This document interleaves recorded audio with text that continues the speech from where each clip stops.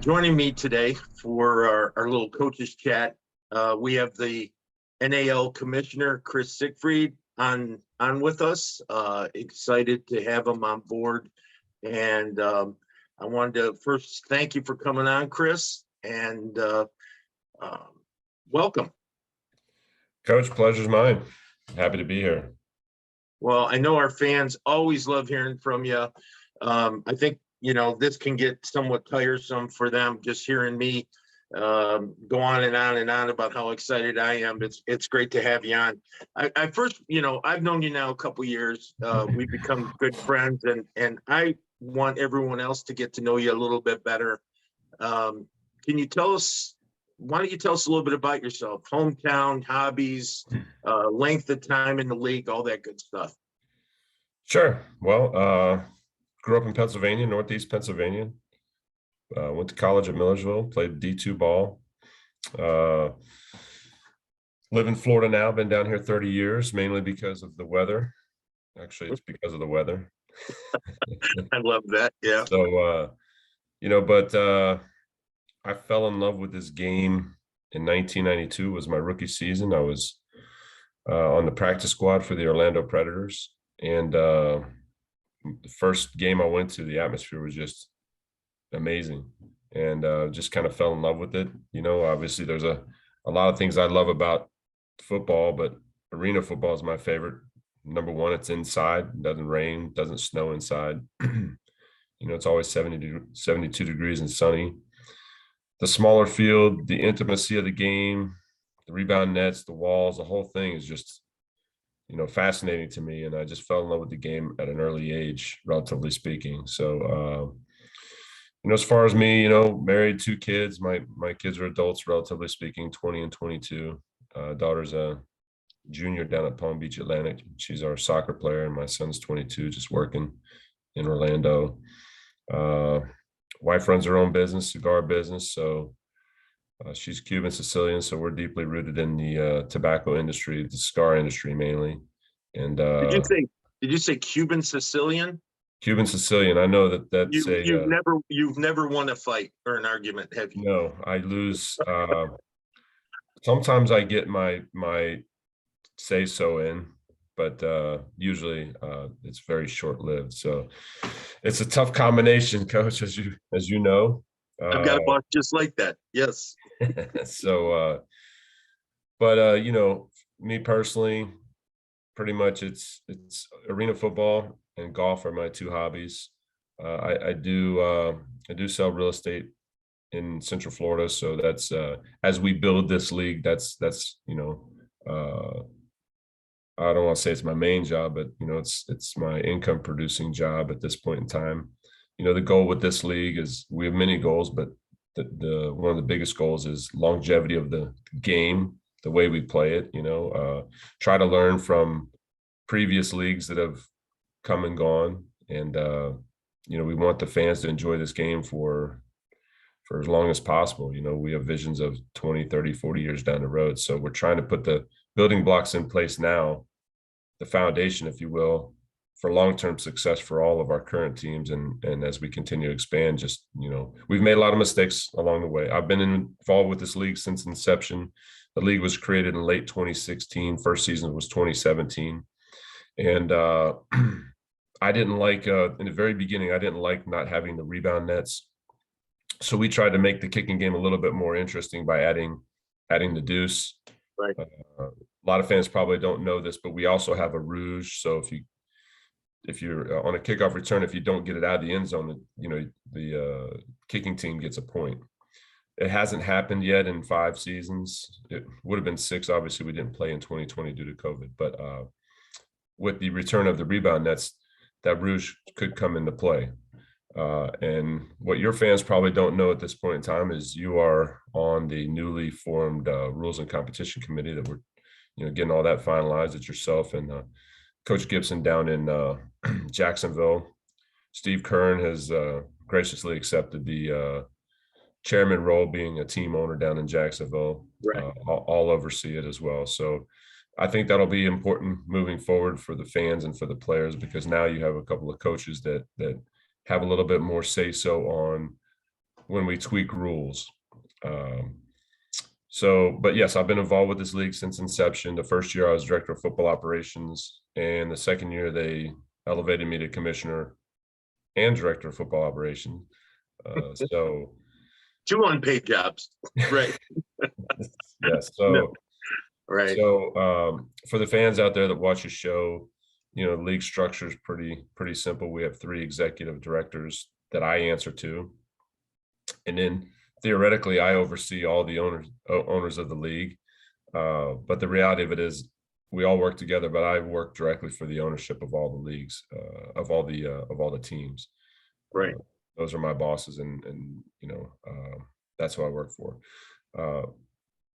I think I have a pretty interesting viewpoint when it comes to the league, being a former coach in arena football and arena football too, and a little bit of a player. I was on and off teams. I didn't have any stellar playing career, but I bounced around between a few teams. So I've got a good amount of experience on the operational, on the football side, the coaching side. So a lot of the owners, some of our owners aren't even really football like people. They're not really. Some of them don't know the difference between the tight end and the guard in our league. So it Right. helps to have someone with some football knowledge in there that can answer some of the questions that maybe a coach might find, relatively simple. But it's kind of like having some fans in that boardroom, whereas their perspective is a little bit different than a coach's perspective or than a player's perspective. So 100%.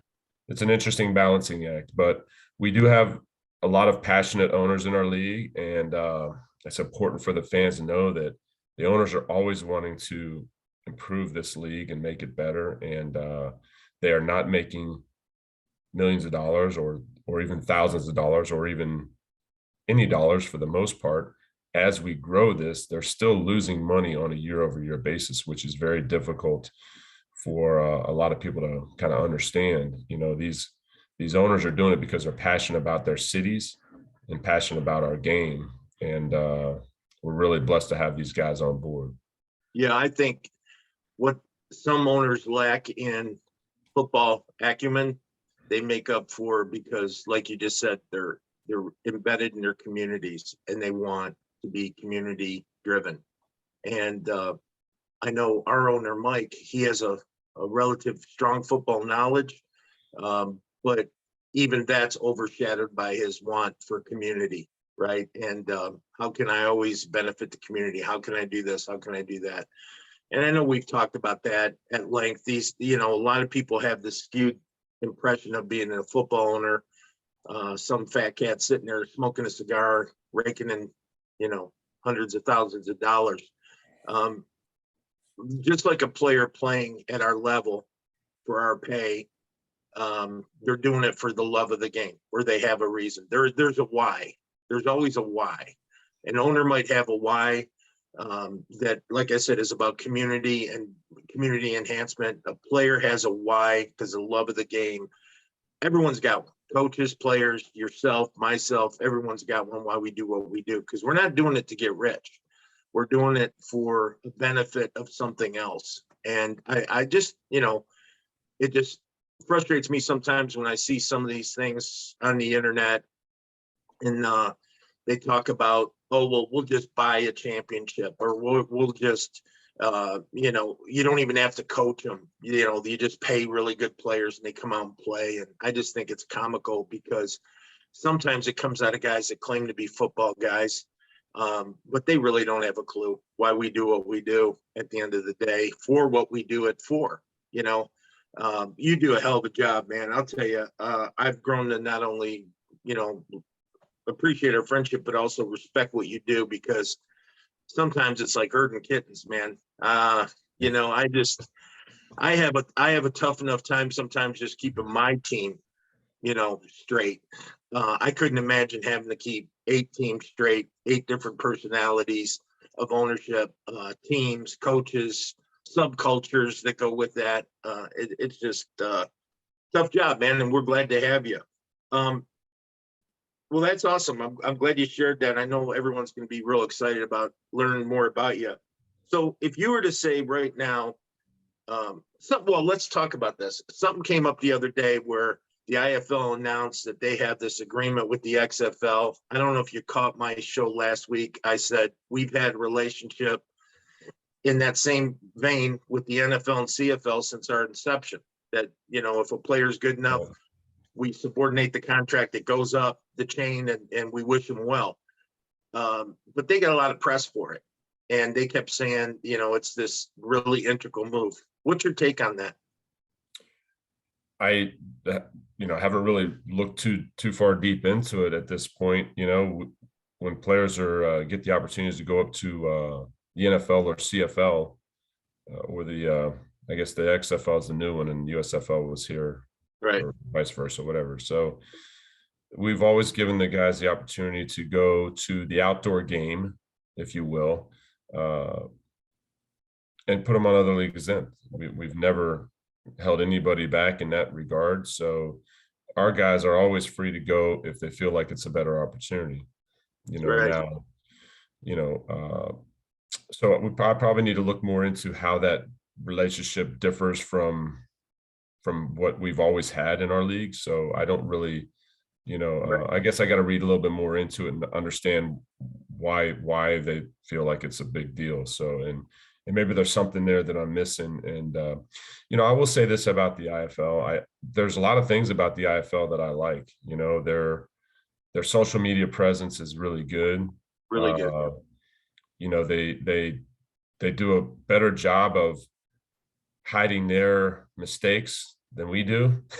I think we're a little bit more transparent. But Right. no, I know a lot of guys over in that league, and I think they're doing a pretty good job in the social media realm of things. And that's one of the areas, as you and I know, and the fans are going to know, that we're going to make a concerted effort to do better in the bells and whistles part of the game, I guess you'd say. I don't know how you would call it. I Right. think social media is vitally important to the future of all businesses. Matter of fact, this was at a charity golf event yesterday down here in West Palm Beach, sponsored by PGA Memes. And if anybody follows on TikTok and Instagram and some of these other, I don't really know how to use Instagram, so I'm not, for those people out there, I'm not a social media person. Yeah. But there was a bunch of social media influencers out there. And my wife was like, afterwards, she's like, you should have done boom, boom, boom. And I'm like, I thought I was going down to play a charity golf scramble. I was like, maybe I should have had, been splashed with NAL hats and gears and been doing TikToks and stuff. I'm on TikTok, but I've never made a TikTok. I don't even know how to do it. But there was a bunch of these social media influencers that are making money by creating content. So, Right. I understand a little bit about the process, but I don't know. It just doesn't make sense to me. I'm right there. I mean, but it is the future, right? So, Absolutely. I think the IFL is doing a good job there. I've got friends that coach in the IFL. I coached for a season in the IFL. Great experience. No, nothing derogatory against the IFL in any way, shape, or form. I'm more interested, obviously, as our fans are in the NAL. I just love the Yeah. fact that we've stayed true to the roots. We are arena football, and I really love that about it. And that's probably what keeps me excited every year. First year it was pretty much regular football, platooning. Second year we went to Ironman. Third year now for me, we're going with the Nets, and I'm just excited to see what the future holds too. So, aside from the basics of it, is there any on the horizon, as you can see it right now? Is what do you see for 2023, 2024, 2025 for the league? Yeah, absolutely. I'm gonna first real briefly touch on the gameplay, Okay. and a lot of people in other leagues have always come to me and they talk to me like I'm a coach, and they're like, "Oh, well, you like the X's and O's, and so much, this coaching, this, and you can do the zone read and all this other stuff." And I said, I get it. Where I look at our league as being different and going back to the roots of arena football and the way it needs to be played, and I've talked to a lot of people. I've reached out to Jim Foster, had a nice long conversation with him, and say, hey, are we fooling ourselves by, trying to stick to this game that's so different, so unique? Because when I look at our game, and here's the difference, nobody, not everybody can play arena football, but football players can play football, but not every football player can play arena football. We are unique, we are different, and that's okay, because we have the best arena football players in the world. Now, you can't just plug and play a guy off the street to play our game. You have to teach him the game. Right. There's differences of it. But the reason why I like it multiple, well, number one, you can't just come off the street from the college as a quarterback, let's say, and jump in and just run shotgun. If you can't throw the ball in our league, you can't play quarterback. Right. Plain and simple. We are a pass happy league. Okay. Number two, in the spring and summer, the void that all of these indoor leagues and arena leagues fill, I just feel like the fans want the show more than they want 3 yards in a pile of dirt inside, so to speak. So we want the full game. We want the party. We want the dancers, that's a vitally important. We all know the mascots are huge, especially West Texas. I'd be remiss if I didn't mention, the West Texas mascots. We want to take our mascots to another level. We want that complete show for the family and especially for the kids. You know what I mean? I'm always about the kids. I don't mean to interrupt you, but that's one of the points I've tried to make since I've been involved in indoor football. And that is our demographic. I know, I think it's the 19 to 35-year-old woman, I think, is a strong demographic for us. But there's also, a lot of that young fan. But there's a huge part of that demographic that's like 7 to 15. And if you look at how we run games, everything is, when we have a TV timeout, it's with the kids' games, it's involving the kids. You watch any video on one of our games on YouTube, and in the crowd, you probably say 50% of the people sitting in there are under the age of 16 watching the game and having a blast. And I just love that about us. And because we're building fans at an early age. And there's nothing worse than, believe me, I have 6 kids. And when you take a kid to a game when they're about, 7, 8 years old, you take them to an NFL game. Worse yet, take them to a Major League Baseball game. And by the 3rd inning, after they've eaten everything, they want to just go home. It's so slow. There's nothing slow about our game. My 2.5-year-old grandson had a blast. And that's hard to do. And I love that about what we do, the entertainment value. Absolutely. And, I've always been about, hey, and talking to the players, I've always been about, hey, make sure you're high-fiving the kids. And that's why I'm, for the fans out there, I'm also the one that has to discipline when things happen, whether it's a egregious penalty or, a player, just uses his slip of the mouth for a second, stuff that nobody hears in an NFL game because you're a half mile away, but you hear everything at an arena game because you're right there. You can literally yell at a player and he's going to hear it. He might not tell you he heard it, but he is going to hear it. We had a player on the bench last year that was just outside his own mind for a minute, screaming and yelling. And I'm tugging on him, and I finally walk over to him because the ref got to me. I really wasn't paying attention to him at first. And then I look, and there's like 10 8-year-olds. I said, I whispered in his ear, and he stopped immediately, and he moved over. Yeah. But, these are professional athletes who are in the heat of the moment. But you're right. We have to be respectful of our fans. And I'll tell you the truth. The nicest people to me on the road are the kids. Their parents are idiots sometimes, but the kids are great. They say the nicest things, they just want to be a part of it. And yeah, it's a blast. But so absolutely. I didn't mean to interrupt you. So 2023, 2024, right. Let's talk about that. So yeah, for 2023, we're excited to have our 2 expansion teams, the West Texas Warbirds and the Fayetteville Mustangs. Fayetteville obviously fits into our East Coast presence. The mid-Atlantic states are favorable to those teams because of travel. They could pretty much bust anywhere. They're really such great locations. So we're excited about adding that mid-Atlantic vibe with Fayetteville. You know, they're an hour and a half from Greensboro. They could drive up to you guys in Albany, drive to Florida.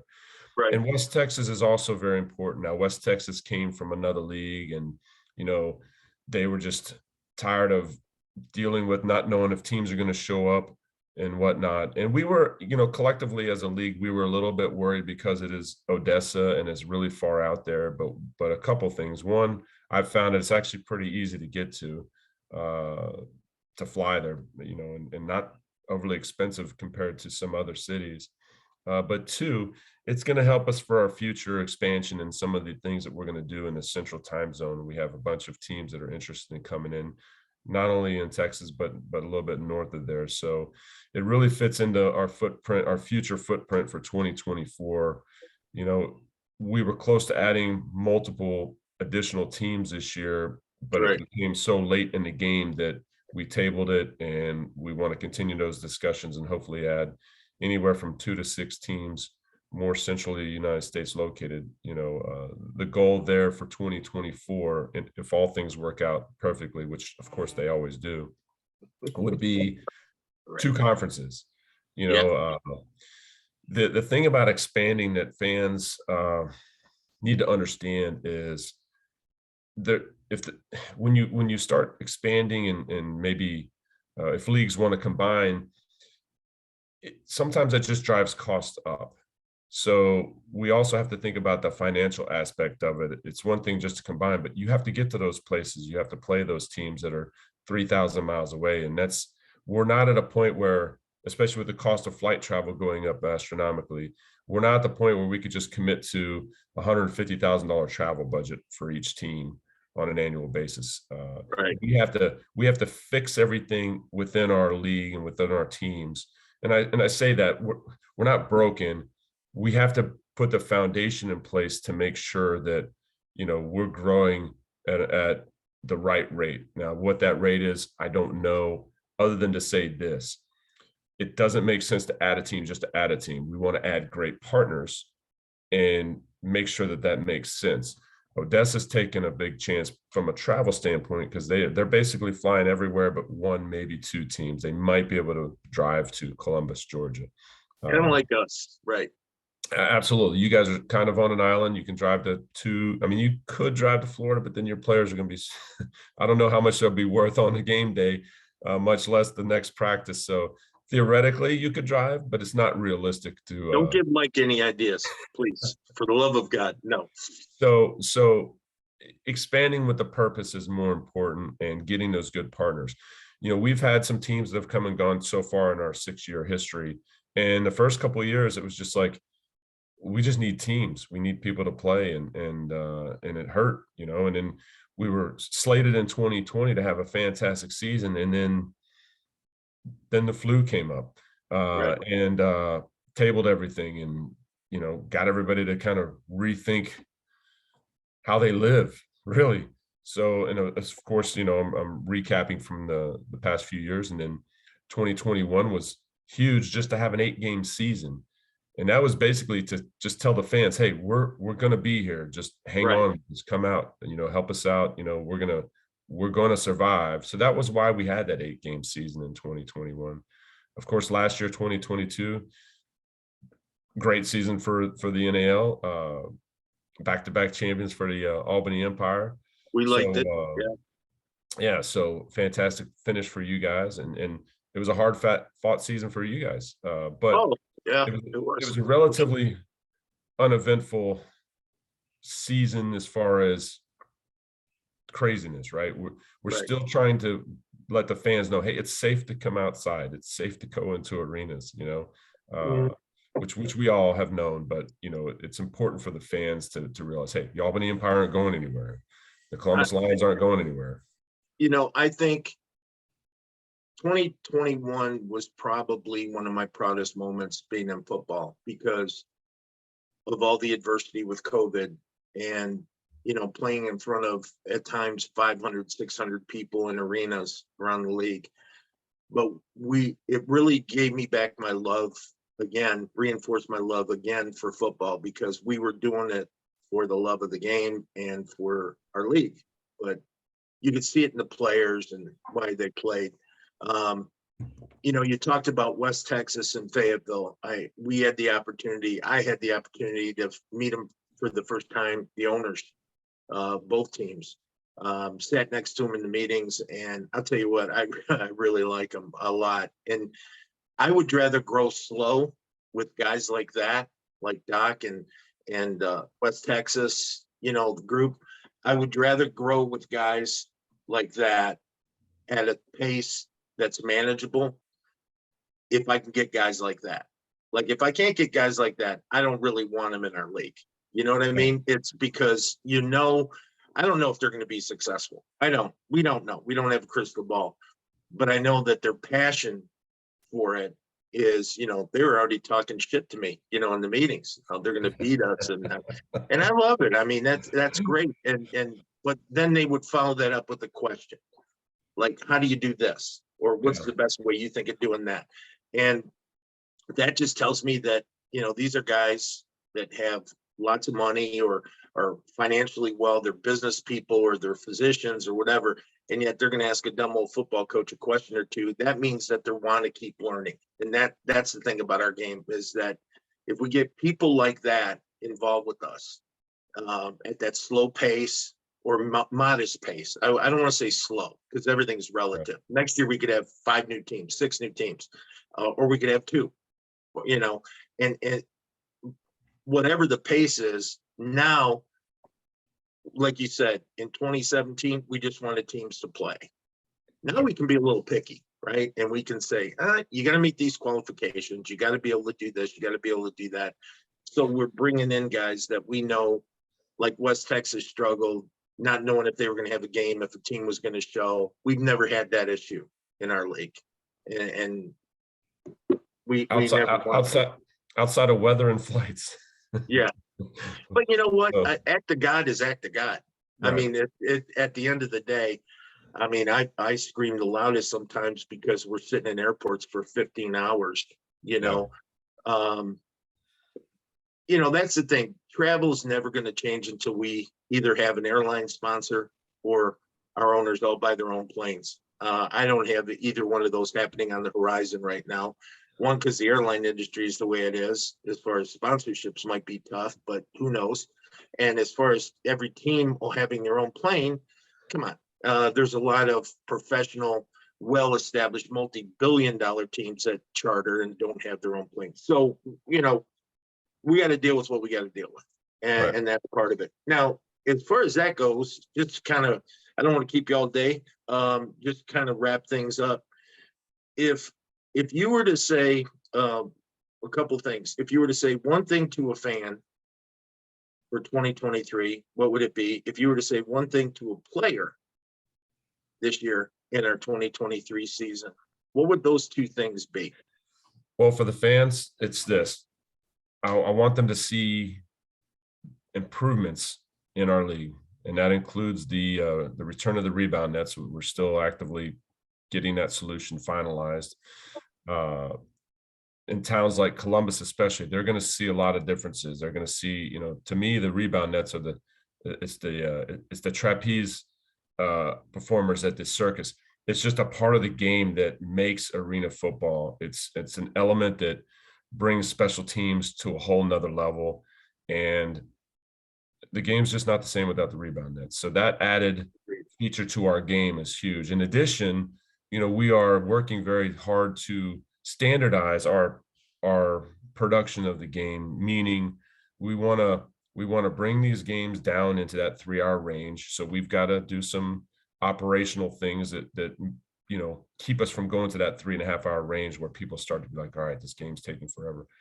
But also for the people that are going to be watching it online, the pregame production, as far as the on-air personalities, the videos that I'm trying to help create that lead into the kickoff of the game. We're trying to standardize the production flow of the game so that when it's like when you get on college football, whether it's ESPN's Game Day or NFL Monday Night Football or, you know, Formula One racing, they have a standardized way that they intro their event.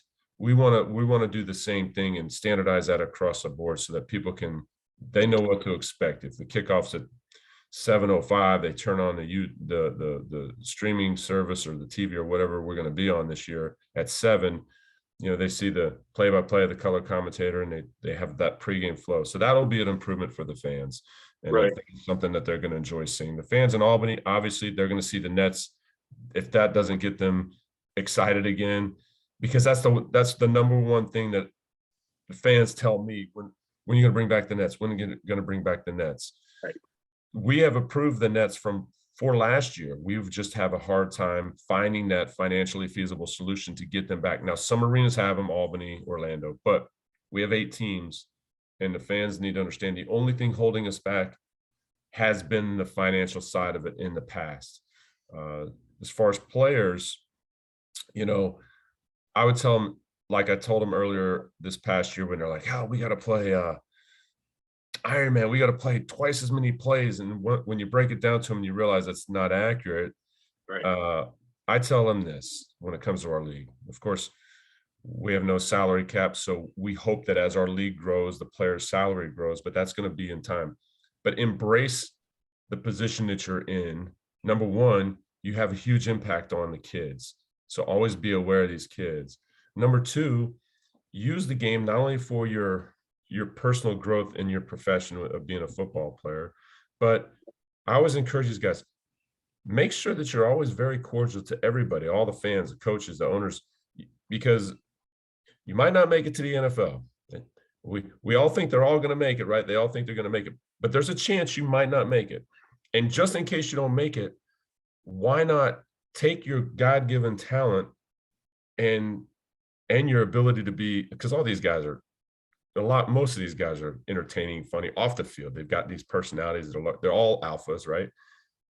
Embrace yourself with the ownership, the management, the fans, because you never know what fans out there that might have a business that said, "Hey, Darius Prince, I'd really like you to come work for us, or can you stop by? Maybe you come do a speaking engagement." There's so many great opportunities for these players, not just in football. We don't know if they're going to get those opportunities to go to the highest level. We don't. We wish they all do, but it's just not statistically feasible. So No, but that's a great point. We had a kid in Green Bay in the IFL. I met him. I was only there 1 year, and I met him. His name was BJ Hill, and everyone said, "Oh, he's Hall of Fame IFL. He's this, he's that." He was a great kid. He was a great guy. But two is, I said, "Well, how long has he been in town?" And they go, 15 years. And I said, "What do you mean 15 years? Well, he played, then he opened his own gym in town because everyone loved him. He has his own training business, has this, has that, and basically became a transplant from football, and it made him have a nice life." And I always tell these young guys this: you can have a nice life in football after playing. It doesn't mean you won't have to work as hard. You'll have to work probably harder. But at the same point, it's very fulfilling if you want to still be involved in the game. And you're right. You're right. yeah, So I think that's a great point to echo to the players and even to some young coaches, as well. and one thing we touched on earlier, which and after yesterday, the event that I was at, just had my head spinning, especially with our players being at their ages. We got to get them, really being more on their social medias and promoting themselves, because when they promote themselves, they're promoting their team, they're promoting their league. And I don't understand all the variables of making it work. I just know that I see these young people doing this stuff on like TikTok, for example, and we've got so much content, right, that we want these players we want them to be superstars in their game, and we want them to be more engaged with the fans, and it's a win-win for everybody. So you and I both know, and we're just saying this out loud for the people watching your show, we want all our players to be successful, and we want them to be successful on and off the field. More importantly, we want them to be great family men and leaders in their families and in their communities, whether it's at home in Albany or wherever their homes are. So No, Chris, I couldn't have said it better. I think that's a great way to close this one out. First of all, thanks for taking time out. I know you're traveling. and spending a few minutes with me. It's always great to see you. Thanks again. Anything to close out with, Chris? I would just say this, me, we've known each other now for a few years. I love this game with a passion. I just want it to be successful. I want the fans to continue to support us and see the changes that we're making on a year-to-year basis, and understanding that we are listening. We might not comment on everything on Facebook or social media or whatever, but we do listen. We do hear what the fans say, and we're trying our best to make our game the ultimate fan-friendly, family complete show and a football game going on. We want it to be the best product in the world, and we know we have the best game, bar none. You can say whatever. I will say this: you can say whatever you want about all the other styles of football. We have the best players and the best game. In my opinion, the most entertaining version of indoor/arena football in the world. We do have overall the best players. There's some wonderful, great players in those other leagues. There's no doubt about it. So I'm not by any means knocking their quality. They've got some great players.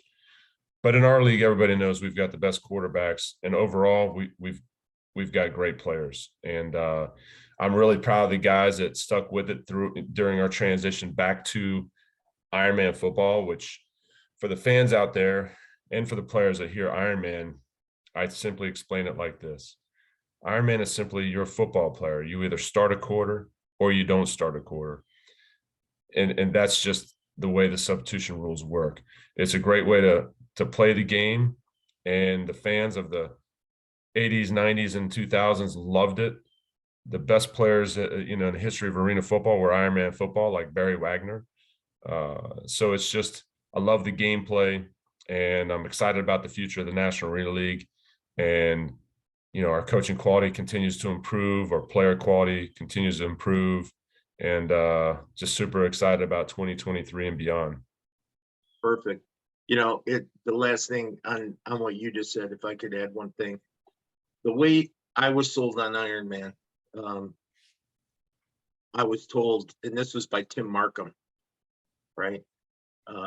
Old Tampa Bay Storm, very successful coach. And he said to me, football is one of the only sports where you don't have to play both ways.